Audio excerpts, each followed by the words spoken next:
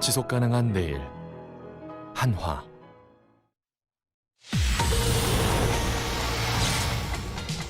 문재인 대통령이 처음으로 교육만을 주제로 한 관계장관회의를 긴급 소집했습니다.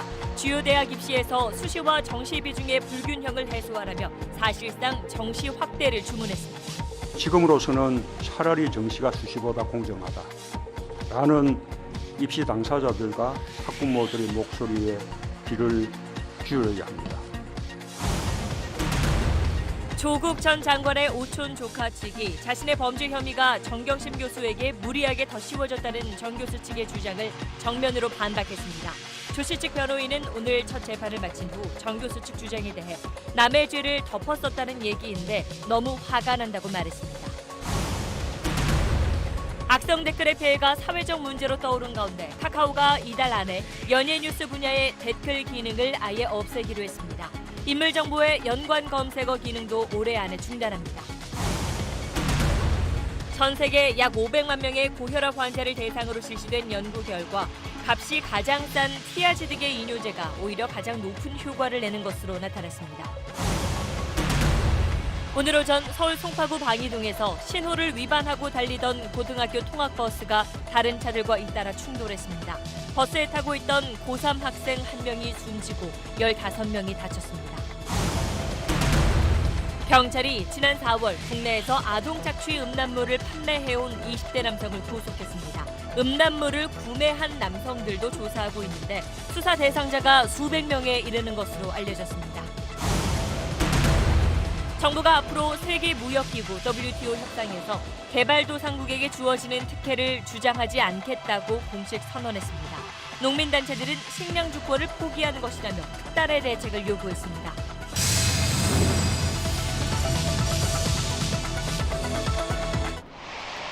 수소 전기차가 도시를 밝히는 시대로.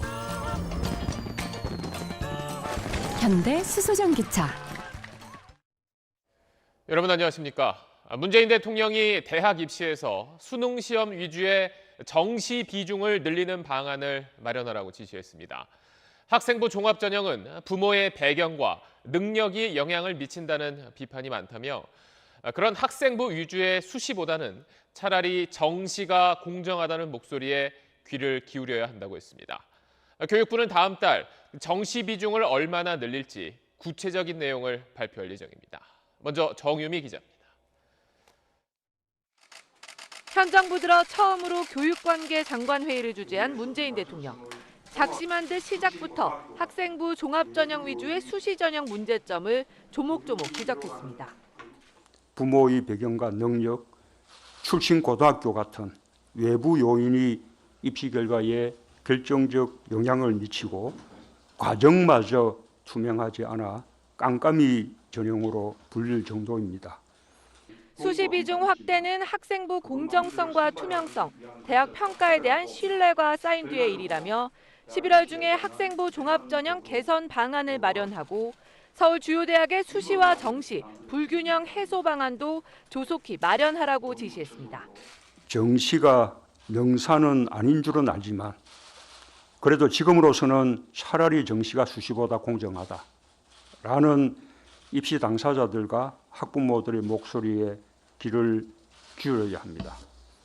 특히 대학에 권고하는 것만으론 부족하다는 게 국민 시각이라고 말해 어느 정도 강제성을 띤 정시 확대 방안이 추진될 걸로 보입니다.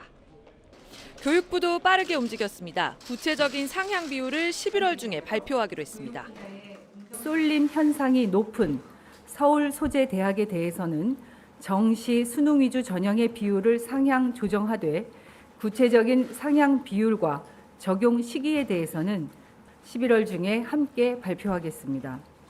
또 고교 학점제가 전면 도입되는 2025년에 특수 목적고를 일반고로 일괄 전환하는 방안도 추진하겠다고 밝혔습니다. SBS 정유미입니다. 그럼 바로 청와대 취재 기자를 연결해서 오늘 대통령 발언이 나온 배경 짚어보겠습니다. 김정윤 기자, 대통령이 정시를 늘리라고 한 건 아무래도 조국 전 장관을 둘러싼 논란과도 관련이 있겠죠? 그렇습니다. 특히 교육 입시 문제, 이를 통한 특권의 세습은 조국 전 장관 논란에서 젊은 세대가 가장 예민하게 반응했었던 대목이죠. 사흘 전 국회 시정연설에서 문 대통령은 제도 속에 내재하는 합법적인 불공정까지 없애라는 게 국민 요구다라고 이야기를 했는데, 오늘 정시 확대 지시도 같은 맥락입니다. 잠시 들어보시죠. 위법이 아니더라도 더 이상 특권과 불공정은 용납해서 안 된다는 국민의 뜻을 존중해야 할 것입니다.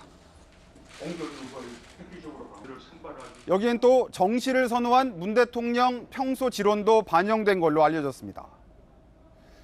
그런데 교육부는 최근까지도 정시 확대는 없다 이렇게 선을 그어왔는데, 오늘 대통령 지시대로라면 정책 방향을 갑자기 바꿔야 하는 거잖아요. 유은혜 교육부 장관은 최근까지도 명확히 선을 그어왔습니다. 지난 9월 유 장관 발언 잠시 들어보시죠. 정시와 수시의 비율 조정으로 불공정성의 문제, 또 특권의 문제, 사회적 격차의 문제, 이런 문제를 해결할 수 있다고 생각하지 않습니다. 근데 대통령 말 한마디로 정책이 급선회하게 됐으니 교육부가 당황하는 건 물론 교육계 혼란도 커지고 있습니다. 또 재판 결과를 지켜봐야겠지만 조 전 장관 사태에는 이 불법 행위가 있었느냐가 사실 핵심인데, 이걸 제도의 문제로 치환하면서 국면 전환에 나섰다는 비판도 나옵니다. 이와 함께 정의당, 전교조 같은 이른바 진보 진영에서 정시 확대는 공정하냐, 정시 역시 사교육 투자를 많이 하는 고소득, 고학력, 강남에 유리하다며 반발하고 있는 점도 과제일 겁니다. 최근 검찰 개혁, 그리고 경제, 오늘 교육 문제까지 대통령이 최근 이슈가 된 현안들을 하나하나 다 챙기고 있다, 이런 평가도 나오고 있어요. 거기에 더해서 오늘은 채용 공정성 방안 마련도 지시했고, 다음 주엔 전관예우 근절 등 반부패 회의도 대통령이 직접 주재할 예정입니다. 조국 정국 거치면서 이 낮아진 지지율과 중도층 이반을 그대로 두고는 집권 후반기 국정 운영은 물론 내년 총선도 제대로 치르기 어렵겠다, 이런 판단이 직접 나선 배경으로 보입니다. 지금까지 청와대에서 SBS 김정윤입니다. 오늘 대통령의 발언이 나온 뒤 교육부는 대입 제도를 손질하는데 곧바로 속도를 내고 있습니다. 서울 주요 대학들의 정시 선발 비율을 40%에서 50%까지 늘릴 거란 전망이 나오고 있습니다. 정부의 개편 방향은 박찬범 기자가 취재했습니다. 정시 비율 상향안이 적용될 대학은 수시 쏠림 현상이 큰 서울 지역 15개 대학입니다. 2021학년도 기준 이들 대학들의 정시 비중은 평균 29.5%로 이 비율을 40에서 50%까지 높이는 방안이 거론되고 있습니다. 수시 불공정성 논란이 가열된 후 여야 모두 정시 비중을 50%까지 확대하는 걸 요구하고 있어 고려 대상이 될 수 있다는 판단입니다. 특히 78%를 학종으로 뽑는 서울대 등 학종 비율이 평균보다 높은 9개 대학은 정시 선발이 크게 늘어나게 됩니다. 또 깜깜이 금수저 전형이란 비판을 받고 있는 학생부 종합 전형의 공정성도 강화됩니다. 부모의 지위가 유리하게 작용하는 자소서나 추천서, 수상 경력 기재가 폐지될 수 있습니다. 부모의 정보력과 경제력이 크게 영향을 미치는 부분에 대해서는 과감하게 손질할 것입니다. 자사고, 외고, 국제고는 2025년에 일반고로 일괄 전환될 걸로 보입니다. 외고, 국제고, 자사고를 일반고로 전환하는 것. 이것은 공정이라는 것이 부모의 영향을 축소하는 것만이 아니라 학교에 따른 영향을 축소하는 것도 공정에 들어가는 것이거든요. 대입 개선안 확정안은 다음 달 나올 예정인데, 정시 확대는 현재 고1이 입시를 치르는 2022학년도부터 적용될 전망입니다. SBS 박찬범입니다. 다음 소식입니다. 국정농단 사건에서 이재용 삼성 부회장은 뇌물을 건넨 혐의로 1심에서 징역 5년형을 선고받았습니다. 그런데 항소심에서는 그 뇌물 액수가 크게 줄면서 집행유예로 풀려났습니다. 이렇게 1심과 2심의 판결이 엇갈렸는데, 지난 8월 대법원은 항소심을 깨고 사건을 돌려보냈습니다. 삼성이 정유라에게, 그러니까 최씨 딸 정유라에게 지원했던 말 3마리 구입 비용과 동계 영재센터 지원금을 뇌물로 봐야 한다면서 그 뇌물 액수를 다시 산정하라고 한 겁니다. 그 파기환송심의 첫 재판이 오늘 열렸는데, 재판장이 이재용 부회장에게 이례적으로 훈계성 발언을 했습니다. 안상우 기자입니다. 이재용 삼성전자 부회장은 오늘 오전 9시 반쯤 서울 고등법원에 출석했습니다. 지난해 2월 항소심에서 석방된 지 627일 만입니다. 심경 어떠십니까? 많은 분들께 심려를 끼쳐드려서 대단히 송구스럽게 생각하고 있습니다. 감사합니다. 재판이 시작되자 이 부회장 측은 형량을 다투려는 전략을 분명히 했습니다. 변호인단은 대법원이 유죄로 인정한 혐의 사실들은 다투지 않겠다면서 주로 양형에 대해 변론할 계획이라고 밝혔습니다. 집행유예형을 유지하는 데 집중하겠다는 뜻입니다. 특검과 변호인단의 짧은 공방이 오간 뒤 재판장 정준영 서울고법 부장판사는 이례적으로 이 부회장에게 훈계성 발언을 내놨습니다. 정 부장판사는 같은 범죄가 재발하지 않도록 강력한 준법 감시 제도가 삼성 내부에 필요하다며 재벌의 폐해를 바꿔나가는 데 기여하라고 당부했습니다. 또 만 51세의 이건희 회장은 신경영 선언으로 위기를 극복했다면서 같은 나이의 이 부회장은 어떤 선언을 할 것이냐는 질문을 하기도 했습니다. 이에 대해 이 부회장은 구체적 답변을 하지 않았습니다. 재판부는 앞으로 2차례 기일을 더 열고 이 부회장의 유무죄 여부와 양형 문제를 나눠서 심리하기로 했습니다. SBS 안상우입니다. 조국 전 법무장관의 오촌 조카 조모 씨에 대한 첫 재판이 오늘 있었습니다. 그런데 재판이 끝난 뒤에 조 씨 변호인이 너무 화가 난다면서 정경심 교수 측에 대해서 강한 불만을 나타냈습니다. 왜 그런 건지 배준우 기자가 취재했습니다. 조국 전 장관의 오촌 조카 조모 씨에 대한 첫 재판은 20분 만에 마무리됐습니다. 조 씨 측이 검찰 수사 기록 전체 열람을 허용해달라고 요청하자 검찰이 증거인멸에 우려가 있어 정경심 교수 구속 만기 전후로 가능할 거라고 밝히는 등 재판 준비 절차만 논의됐습니다. 그런데 재판이 끝난 뒤 조 씨의 변호인이 기자들에게 작심한 듯 정경심 교수 측에 대한 강한 불만을 쏟아냈습니다. 조 씨의 변호인은 정 교수 측 주장에 대해 정경심 교수는 죄가 없다는데 조 씨에게 덮어 씌우는 거냐며 너무 화가 났다고 말했습니다. 그동안은 반박하기 시작하면 끝이 없어서 화가 나도 참았다면서 결과적으로 정 교수 측 전략은 성공하지도 못했다고 꼬집었습니다. 정경심 교수가 조 씨에게 죄를 떠넘기는 전략을 쓰고도 구속을 피하지 못했다는 얘기입니다. 앞서 지난 21일 검찰이 정경심 교수에게 구속영장을 청구하자 정 교수의 변호인단은 검찰이 정 교수를 조 씨와 동일시에 잘못을 덧씌웠다고 주장했습니다. 조 씨의 변호인은 또 처음부터 정 교수가 조 씨를 사기꾼으로 몰 거라고 예상했다며 조 씨에게는 믿을 사람이 아무도 없다고 얘기했다고도 전했습니다. 조 씨에 대한 다음 재판은 다음 달 6일 오전 10시에 열립니다. SBS 배준우입니다. 검찰의 조국 전 장관 수사를 그동안 비판해왔던 유시민 노무현 재단 이사장이 그 수사팀으로부터 조사를 받게 됐습니다. 유시민 이사장이 동양대 총장에게 전화를 해서 압력을 행사했다며 자유한국당이 고발한 사안에 대해 조사를 받는 겁니다. 그런데 이걸 두고 조국 전 장관 수사팀이 유시민 이사장을 조사하는 게 적절하냐는 이야기도 나왔습니다. 자세한 내용은 이현영 기자가 전하겠습니다. 유시민 노무현 재단 이사장은 정경심 동양대 교수의 표창장 위조 의혹이 불거진 직후인 지난달 4일 최성해 동양대 총장에게 전화를 걸어 거짓 진술을 강요했다며 자유한국당으로부터 고발당했습니다. 최 총장은 당시 SBS와의 통화에서 유 이사장이 전화를 걸어와 오해를 살 수 있으니 말을 기술적으로 하라고 말했다고 밝혔습니다. 서울중앙지검은 이 고발건을 반부패 수사 2부에 배당했다고 밝혔습니다. 반부패 수사 2부는 조국 전 장관 일가에 대한 수사를 도맡아 진행하고 있는 곳입니다. 배당 사실이 알려지자 일부 네티즌들은 조국 가족 수사를 비판해온 유 이사장 사건을 해당 수사팀에 맡기는 건 부적절한 것 아니냐는 비판을 제기했습니다. 검찰이 유 이사장을 입막음하거나 압박하려는 의도가 아니냐는 겁니다. 유 이사장은 그동안 자신이 운영하는 유튜브 방송 등을 통해 검찰이 피의 사실을 흘려 여론 재판을 하고 있다. 정경심 교수의 구속영장이 기각되면 책임지라는 등의 주장을 펼치며 검찰 수사를 노골적으로 비판해왔습니다. 검찰은 이에 대해 유 이사장과 통화했던 동양대 최성해 총장을 반부패 수사 2부에서 조사했던 점 등을 고려해 사건을 배당한 것일 뿐이라고 의혹을 부인했습니다. 검찰은 또 아직 유 이사장 고발 건에 대한 고발인 조사도 진행되지 않았다면서 서둘러 수사할 계획이 없음을 시사했습니다. SBS 이현영입니다. 네, 악성 댓글, 악플의 폐해가 갈수록 더 심각해지자 국내 양대 포털 사이트 가운데 하나인 다음이 연예뉴스에 댓글 다는 기능을 아예 없애기로 했습니다. 또 실시간 검색 순위도 전면 개편하기로 했습니다. 먼저 유병수 기자입니다.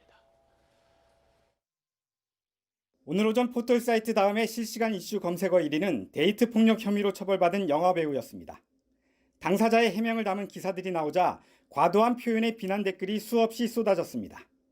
카카오 측은 오후부터 아예 다음의 검색어 순위에서 해당 배우의 이름을 삭제하기도 했습니다. 배우 설리 씨의 죽음이 사회적으로 큰 충격을 줬지만 악성 댓글의 폐해가 또 계속되는 겁니다. 카카오의 여민수 조수영 공동대표는 오늘 긴급 기자회견을 열고 이달 중으로 다음의 연예뉴스에서 댓글 기능을 폐지한다고 밝혔습니다.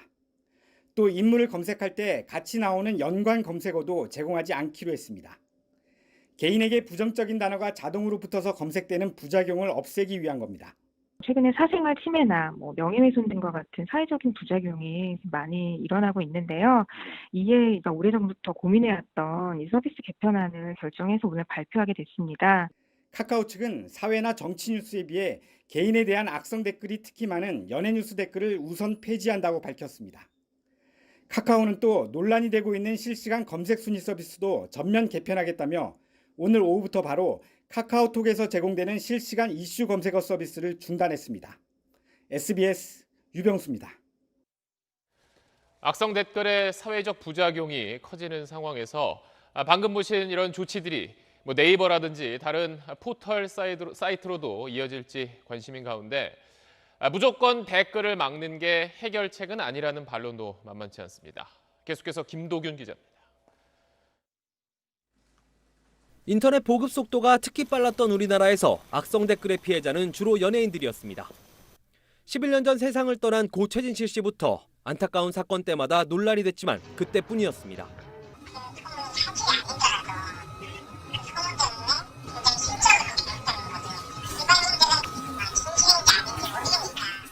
일반 시민도 댓글을 통해 이른바 마녀사냥 대상이 되는 피해가 잇따랐습니다.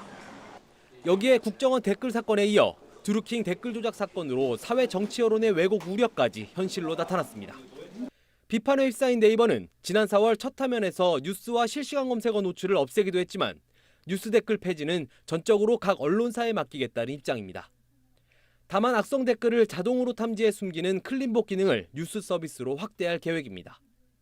방문자 수가 곧 수익으로 직결되는 업계의 속성상 자체적인 해결은 어렵다는 지적도 나옵니다. 시민 여론도 엇갈리는 모습입니다. 최근 진행된 여론조사에선 뉴스 댓글의 폐지와 유지 의견이 35% 전후로 팽팽하게 맞서는 것으로 나타나기도 했습니다. SBS 김도균입니다. 고혈압약 가운데 가장 싼 약이 가장 효과적이라는 연구 결과가 나왔습니다.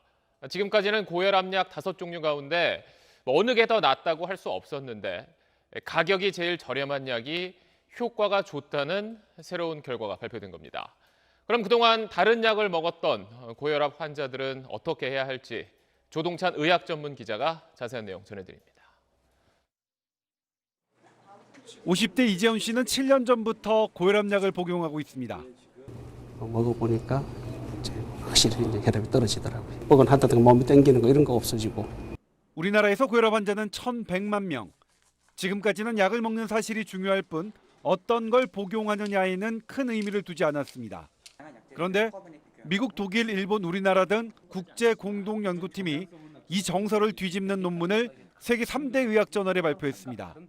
5개 종류의 고혈압약 제제 중에 가격이 가장 저렴한 이뇨제 계열 고혈압약이 가장 효과가 좋은 것으로 나타났다는 게 주요 내용입니다.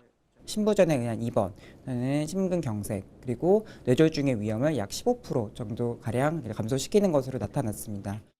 이 연구는 한국 등 9개국 환자 500만 명의 빅데이터를 대상으로 각각 사용된 고혈압약제의 효과를 비교해 분석했습니다. 이미 누적된 대량의 환자 데이터를 이용을 해서 거기에 맞는 환자들 뽑아내고 우리가 실생활에서 접할 수 있는 환자들로부터 실생활에 맞는 결과를 이끌어냈기 때문에 이뇨제 계열 고혈압약은 우리나라는 물론 미국이나 유럽에서도 가장 적게 처방되고 있습니다.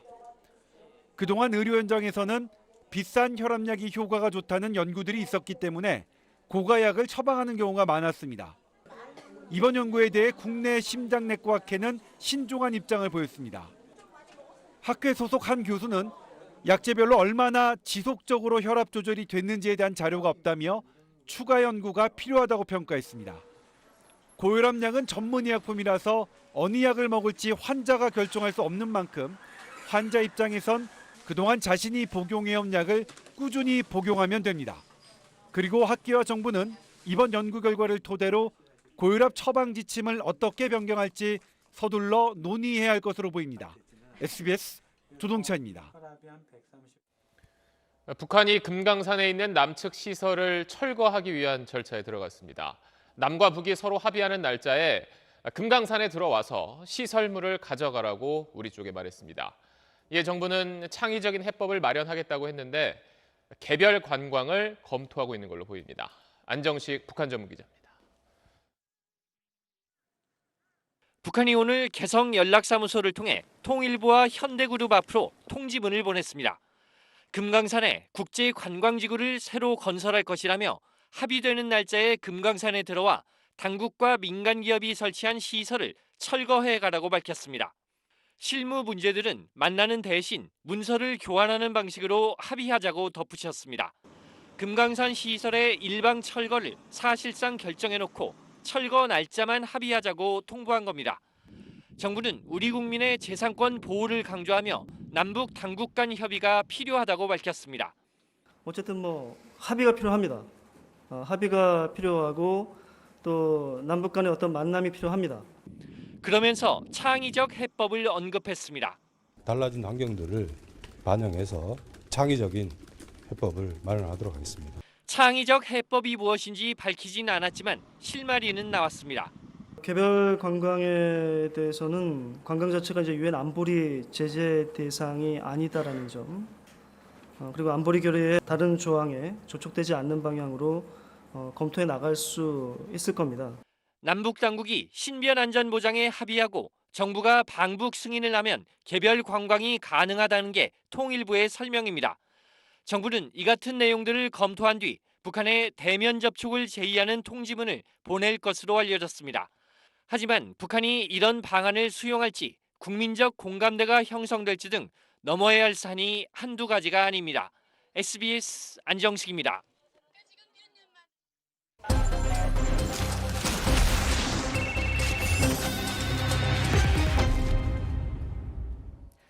(1분 1초가) 급한 응급 환자가 멀리에서 오는 사설 구급차를 기다리다 치료 후에 골든타임을 놓쳤다는 제보가 들어왔습니다. 눈앞에 병원 구급차가 있었는데도 운행을 안 해서 40분을 흘려보내야 했다는데 어느 병원 한 곳의 문제가 아닙니다. 이세영 기자가 취재했습니다.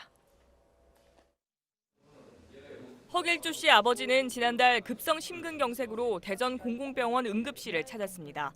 큰 대학병원으로 급히 옮겨야 한다는 의사. 하지만 구급차에 오른 건 40분이나 지난 뒤였습니다. 병원 안에 구급차가 있었지만 사설 구급차가 올 때까지 기다려야 했고 결국 후유증까지 남았다고 주장합니다. 빨리 갈 수 있는 상황인데 늦어진 거잖아요.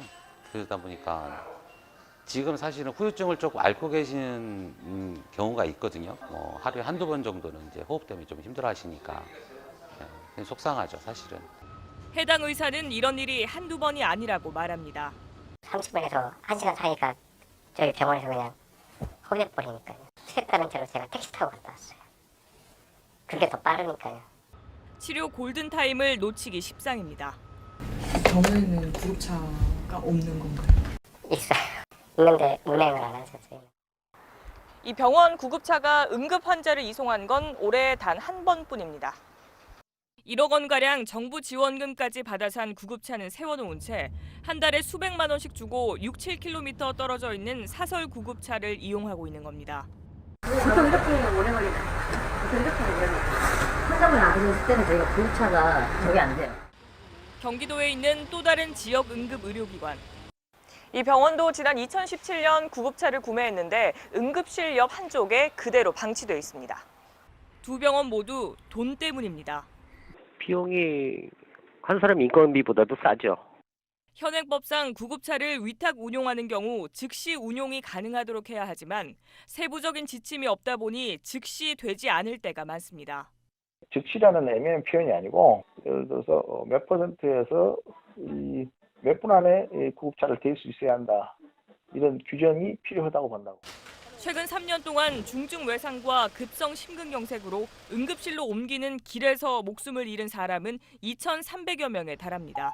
SBS 이세영입니다. 오늘 아침 등교하는 고등학생들을 태운 통학 차량이 다른 차량과 잇따라 부딪힌 뒤 전복되면서 고3 학생 1명이 숨지고 15명이 다쳤습니다. 통학버스가 신호를 위반한 것으로 조사됐습니다. 한소희 기자가 취재했습니다. 신호에 맞춰 직진하는 차량 앞으로 갑자기 노란 통학 차량 한 대가 튀어나옵니다. 피할 틈도 없이 차량 2대와 충돌한 통학 차량. 출동한 구조대가 옆으로 쓰러진 통학 차량에서 교복을 입은 학생들을 들것으로 구조합니다. 오늘 아침 7시 20분쯤 서울 송파양 고등학교 통학 차량이 정지 신호를 무시한 채 사거리를 달리다 승용차와 1차 충돌한 뒤 신호 대기 중이던 SUV를 들이받고 옆으로 넘어졌습니다. 사거리에서 차량 2대와 잇따라 부딪힌 통학버스는 이곳에서 멈춰섰습니다. 폭탄 터지는 소리 2번이 들려서 그래서 와봤죠. 그랬더니 차가 뒤집어져 있고. 이 사고로 통학 차량에 타고 있던 고등학교 3학년생 손모근이 숨지고 또 다른 학생은 다리를 심하게 다쳐 수술을 받는 등 15명이 다쳤습니다. 사고가 난 통학 차량은 고등학교가 하청을 준 업체에서 재하청 받은 업체 소속이었습니다. 운전기사는 경찰 조사에서 학생들이 늦은 것 같아 신호 위반을 했다고 진술했습니다. 다만 과속은 하지 않았다고 주장했습니다. 음주 측정에선 단속 수치에 못 미치는 혈중 알코올 농도도 0.01% 나왔는데 어젯밤 막걸리를 2잔 정도 마셨다고 말한 걸로 전해졌습니다. 경찰은 CCTV 분석 등을 거쳐 과속 여부를 조사한 뒤 구속영장을 신청할지 결정할 방침입니다. SBS 한소희입니다. 아동을 성적 대상으로 삼은 영상을 공유해온 세계 최대 사이트를 추적했더니 운영자 또 이용자의 70%가 한국인으로 드러나 논란인데요. 이번에는 채팅 앱을 통해 아동 성착취 영상을 판매한 20대 남성이 구속됐습니다. 이걸 구매한 수백 명도 경찰 수사를 받고 있습니다. 배정훈 기자입니다. 경찰은 지난 4월 한 단체로부터 아동 성착취 영상 판매자에 대한 고발장을 접수해 수사한 끝에 SNS를 통해 관련 영상을 판매해온 혐의로 20대 남성을 구속했습니다. 이 남성은 채팅 앱과 온라인으로 아동 성착취 영상을 수집해 팔아온 것으로 알려졌습니다. 판매자를 검찰로 넘긴 경찰은 이 영상물의 구매자들에 대해서도 대대적인 검거에 나섰습니다. 지금까지 경찰이 확인한 구매자만 수백 명에 달하는 것으로 알려졌습니다. 최근 국제 공조로 한국인 223명이 아동 성착취 영상 사범으로 검거된 데 이어 또다시 수백 명이 수사 선상에 오르면서 아동 성착취 영상의 심각성이 다시 한번 확인됐습니다. 아울러 아동 성착취 영상 관련 범죄자에 대한 우리나라의 처벌 수위가 외국에 비해 지나치게 낮다는 비판의 목소리가 커지고 있습니다. 최영애 국가인권위원장도 오늘 국정감사에서 이에 대해 강한 어조로 지적했습니다. 다른 외국에서는 아동에 관한 것은 굉장히 엄격하게 규제하고 처벌을 합니다. 그런 것이 한국 사회에서는 잘 걸러지지도 않고 이것이 제대로 처벌이 안 되는 경향이 있습니다. 아동 성착취 영상 사범에 대한 적극적인 검거와 함께 처벌 강화도 시급합니다. SBS 배정훈입니다. 최근 경찰청 보안 앱을 설치한 뒤 보이스피싱을 당했다는 신고가 잇따르고 있습니다. 범죄 조직이 진짜 경찰청 앱과 비슷한 가짜 앱을 내려받게 하고 돈을 뜯어낸 건데 피해 액수가 74억 원에 이릅니다. 전현남 기자의 단독 보도입니다. 지난해 12월 30대 박모 씨는 서울중앙지검 검사라는 남성으로부터 자신의 이름이 범죄 계좌에 도용당했다는 전화를 받았습니다. 통장 잔고를 인출해 보내면 조사한 뒤 돌려주겠단 말에 1억 원가량을 뽑아 전달책에게 건넸습니다. 보이스피싱을 의심할 만한데도 박 씨가 이렇게 쉽게 속아 넘어간 건 경찰청 보안 앱 때문이었습니다. 수사상 보안을 위해 설치해야 한다며 경찰청 보안 앱을 내려받을 수 있는 IP 주소를 알려줬고 실제 설치했습니다. 경찰청 로고가 있었고 연락처나 경찰청 사이버 수사대 뭐 이런 연락처도 있었고 정말 백신 같은 프로그램이었던 것 같아요. 247가지 악성 앱을 탐지하는 경찰청의 폴 안티 스파이 앱과 똑같아 보였지만 피해자 신고를 차단하는 악성 앱이었던 겁니다. 피해자가 이 앱으로 경찰, 검찰, 은행 등에 전화를 걸면 해당 기관이 아닌 범행 조직 콜센터로 연결되도록 하는 방식입니다. 938명에게 유포됐는데 실제로 211명이 74억 원을 사기당했습니다. 경찰은 경찰청 앱뿐만 아니라 검찰청, 금감원을 포함한 금융기관 사칭 악성 앱을 만들어 배포한 일당도 함께 적발했습니다. 경찰은 악성 앱 프로그램 개발자를 포함해 보이스피싱 범행을 저지른 140여 명을 검거해 절반가량인 70여 명을 구속했습니다. 경찰은 범행에 가담한 인물들을 붙잡기 위해 계속해서 추적 수사 중에 있으며 앱을 다운로드 받을 땐 공식 스토어에서 받아야 한다며 당부했습니다. SBS 전연남입니다. 다음 소식입니다. 윤석열 검찰총장이 명예훼손을 당했다며 한 언론사를 검찰에 고소한 건 이해 충돌의 소지가 있다고 국민권익위원회가 판단했습니다. 하지만 검찰은 그런 점을 감안해서 관련 신고를 이미 마쳤고 또 윤석열 총장이 그 사건을 보고받지 않기 때문에 문제될 게 없다는 입장입니다. 김하영 기자입니다. 지난 11일 윤석열 검찰총장은 별장 접대 의혹을 보도한 한겨레와 해당 기자를 명예훼손 혐의로 검찰에 고소했습니다. 확인 없이 이 기사를 일면에 게재를 했기 때문에 이거는 저 개인의 문제가 아니라 이 검찰이 하는 기관에 대한 문제일 수 있고 현재 수사는 서울 서부지검이 맡고 있습니다. 국민권익위원회는 윤 총장의 이런 행위가 이해충돌의 소지가 있다고 봤습니다. 공무원 행동강령에서 직무 관련자로 정한 수사 대상 개인에는 피고소인뿐 아니라 고소인도 포함되며 검찰 사무를 총괄하는 검찰총장이 검찰에 특정인을 고소해 수사를 요구했다면 직무 관련성이 인정된다는 겁니다. 권익위는 또 공무원 행동강령 제5조에 따라 윤 총장에게 사적 이해관계를 신고할 의무도 있다고 봤습니다. 이에 대해 대검 측은 사건이 배당된 지난 14일 감찰부서에 이미 신고서를 제출했고 윤 총장이 관련 보고를 받거나 관여하지 않겠다는 입장을 밝힌 만큼 논란의 소지가 없다는 입장입니다. 윤 총장은 지난 국정감사에서 해당 언론사가 취재 과정을 밝히고 사과하면 고소를 유지할지 재고하겠다고 말했습니다. SBS 김하영입니다. 4년 전 부산지검에서 한 검사가 민원인의 고소장을 잃어버리자 다른 고소장을 위조해서 바꿔치기 했던 일이 있었습니다.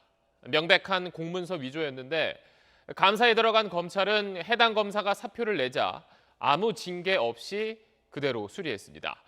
자, 이걸 두고 당시 지휘부가 봐줬다는 의혹이 있다, 이런 비판이 나왔고 전직 또 현직 검찰 간부 4명은 직무유기 혐의로 경찰에 고발당했습니다. 수사에 나선 경찰이 부산지검을 압수수색해야 한다면서 영장을 2차례 신청했는데 그걸 검찰이 모두 기각했습니다. 여기에 검찰과 경찰의 수사권 조정까지 맞물리면서 갈등은 더 커지고 있습니다. 재희원 기자입니다. 검찰은 그제 경찰의 부산지검 압수수색 영장 신청을 기각했습니다. 지난달에 이어 2번째입니다. 부산지검 압수수색 영장 재신청하셨죠? 압수수색에 대해서도 검찰에서 불청구하였습니다. 검찰이 고소장 위조 관련 감찰 자료의 제출을 거부한 데 이어 압수수색 영장마저 기각하자 경찰이 발끈하고 나섰습니다. 강제 수사가 필요하지 않다면서 자료 제출과 압수수색까지 거부하는 건 명백한 수사 방해라는 겁니다. 실제 최근 10년간 경찰이 검찰청사를 상대로 신청한 5번의 압수수색 영장은 모두 기각됐습니다. 전 현직 검찰 공무원에 대해 경찰이 신청한 체포나 구속영장도 모두 검찰 단계에서 제동이 걸렸습니다. 한 검찰 관계자는 고소장 위조 당사자인 윤 전 검사는 윤종규 KB 회장의 딸로 사건 당시부터 검찰 내에서 귀족으로 꼽혀왔다며 은폐 의혹을 제기했습니다. 고발 당사자인 임은정 울산지검 검사는 고소장 위조를 경징계 사안으로 판단했다는 검찰 해명에 대해 공문서 위조라는 범죄의 중대성과 당시 불거졌던 윤 전 검사의 비위 사실까지 종합적으로 고려해 중징계 사안으로 봤어야 했다고 반박했습니다. SBS 재희원입니다.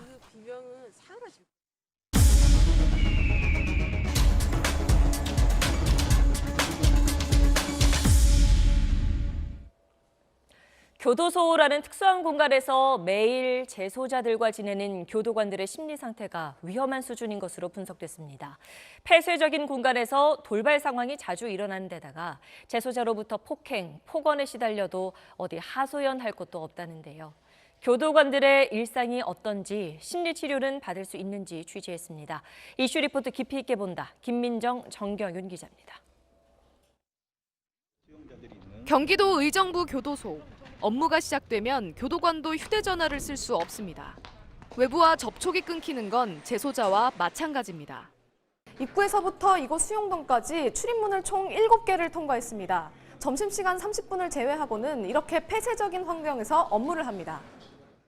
재소자 간 괴롭힘 등의 돌발 상황이 자주 발생하는 야간엔 근무 인원이 절반가량으로 줄어듭니다. 재소자에게 폭행당하는 경우도 많습니다.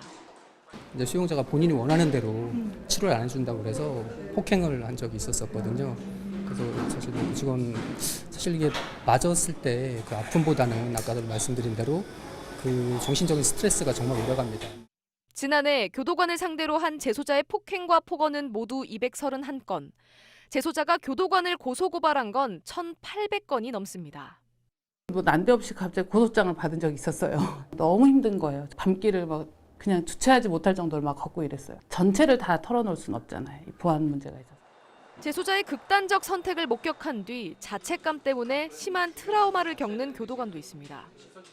사실 진짜 아무 생각이 안 들었거든요. 어떻게 사실 조치했는지도 모를 정도로 물론 불면증 같은 게 일단 있었고요. 또 근무지에 가면 위축되고 민감해지는 부분도 사실 있었고.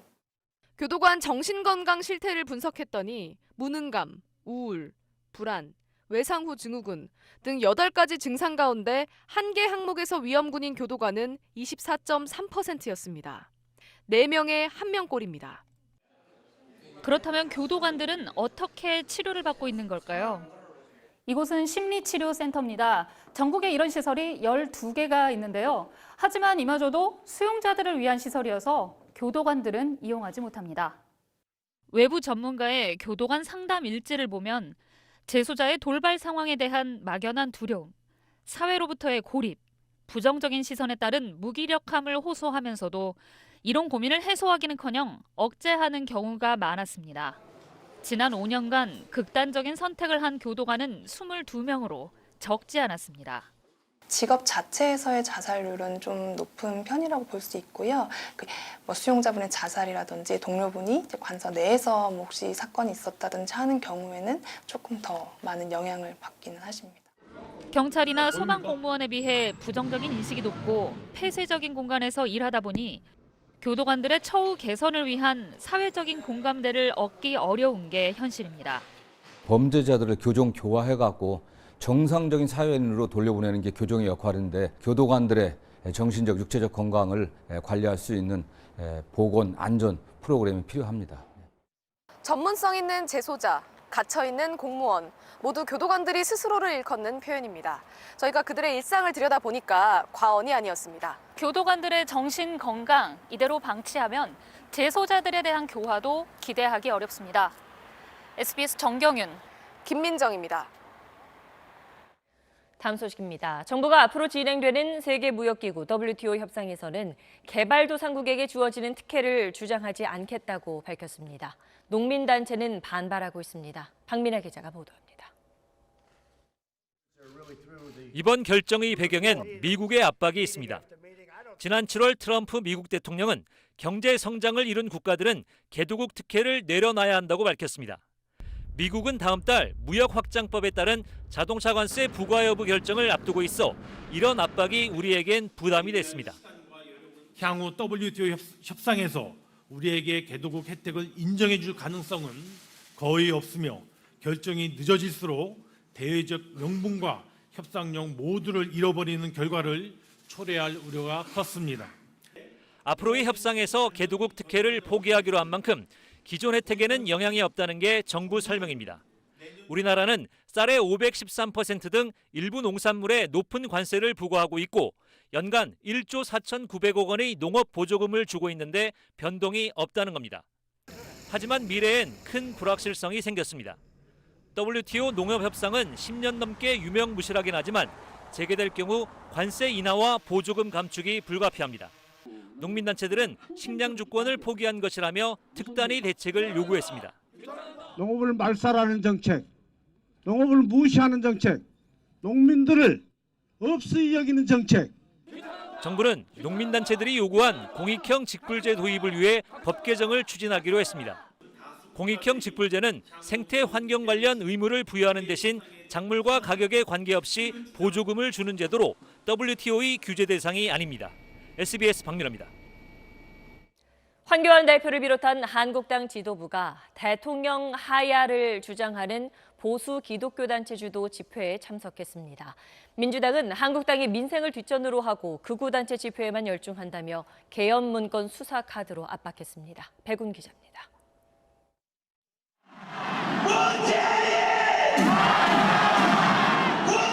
한국기독교총연합회 정광훈 대표회장이 주도하는 서울 광화문 집회. 국민을 뗀 애국가에 이어 미국 국가 부르고 강성 보수 인사들이 대거 참석해 문재인 대통령 탄핵, 하야를 주장하는 전형적인 극우 성향 집회입니다. 더 이상 저놈을 용서할 수 없습니다. 반드시 끌어내야 될 것입니다. 밤 10시부터 철야 기도까지 진행하는 이 집회에 황교안 대표를 비롯한 한국당 지도부가 참석했습니다. 개별 참석이고 발언도 안 한다고 했지만 대통령 하야 주장하는 종교색채 강한 집회에 제1야당 대표가 참석하는 게 부적절하지 않으냐는 지적에 황 대표 이렇게 답했습니다. 국민들의 마음이 모여진 집회입니다. 종교 문제와 관계없이 우리는 나라를 사랑하고 나라를 되살려야 된다는 그런 마음을 가진 분들이 민주당은 한국당이 극우 태극기 세력과 손을 잡으면서 국회와 민생을 팽개쳤다고 비판했습니다. 당 지도부가 극우단체 집회에 참석하는 것은 당 지도부의 입장이 극우단체와 다를 것이 없다. 이런 것을 스스로 고백하는 그런 선언으로 간주할 수밖에 없습니다. 또 기무사 계엄령 문건과 황교안 대표 연루 의혹에 대한 재수사를 촉구하며 국정조사나 특검까지 검토하겠다고 압박했습니다. 하지만 비공개 의원총회에선 민주당이 조국 전 장관 사태로 큰 상처를 입었다며 민생 문제에 더 집중하자는 자성론이 제기되기도 했습니다. SBS 백운입니다. 애플의 새 아이폰이 오늘 국내에 출시됐습니다. 디자인에 대한 혹평, 또 국내 소비자에 대한 가격 차별 논란도 있었지만 새 아이폰을 사려는 고객들로 새벽부터 매장 앞이 북적였습니다. 안서연 기자가 취재했습니다. 서울의 한 애플 매장 앞에 이른 아침부터 긴 줄이 늘어서 있습니다.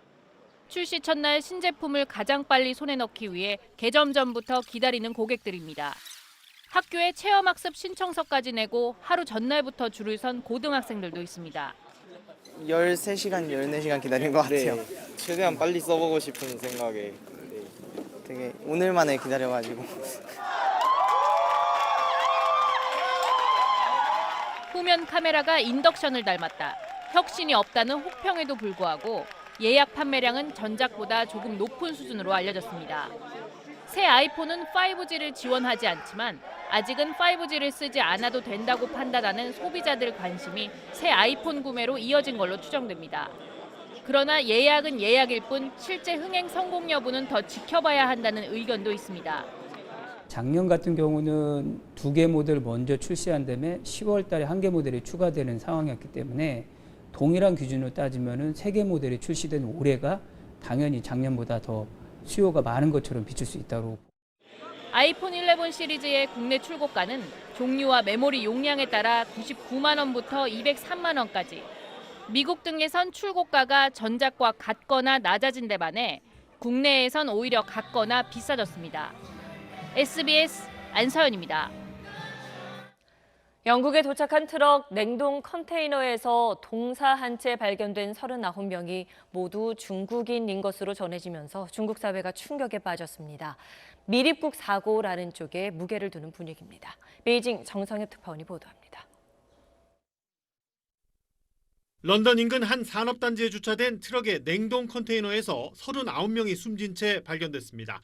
영하 25도의 내부 온도에 10시간 이상 갇혀 동사한 것으로 알려졌습니다. 모두 중국인으로 전해졌지만 주 영국 중국 대사관은 최종 확인은 아니라고 밝혔습니다. 냉동 컨테이너는 벨기에 제브리웨 항으로부터 영국의 퍼플리트 터미널로 왔습니다. 북아일랜드 출신 운전사가 트럭에 컨테이너를 실었고 산업단지에 주차한 뒤 시신을 발견했습니다. 영국 경찰은 운전사 등 3명을 체포해 숨진 사람들이 어디에서 어떤 이유로 컨테이너에 들어갔는지 조사하고 있습니다. 벨기에 당국은 컨테이너가 벨기에 항으로 들어오기 전부터 사람들이 안에 있었다고 주장했습니다. 중국 정부는 조속한 진상 파악과 범죄자 처벌을 촉구했습니다. 高度的重视。目前呢，中方各有关部门正在密切的合作，展开各项工作。 중국 매체들은 지난 2000년 영국 도버에서 중국인 58명이 컨테이너 안에서 숨진 사건을 언급하며 이번에도 유럽의 범죄 조직이 연루된 미립국 참사라는 쪽에 무게를 두는 분위기입니다. 그러면서 영국과 유럽 국가들이 이 외국 이주민들의 인권 보호와 이 미립국 사고 방지를 위해 그동안 뭘 했냐는 질책의 목소리도 내고 있습니다. 베이징에서 SBS 정성엽입니다.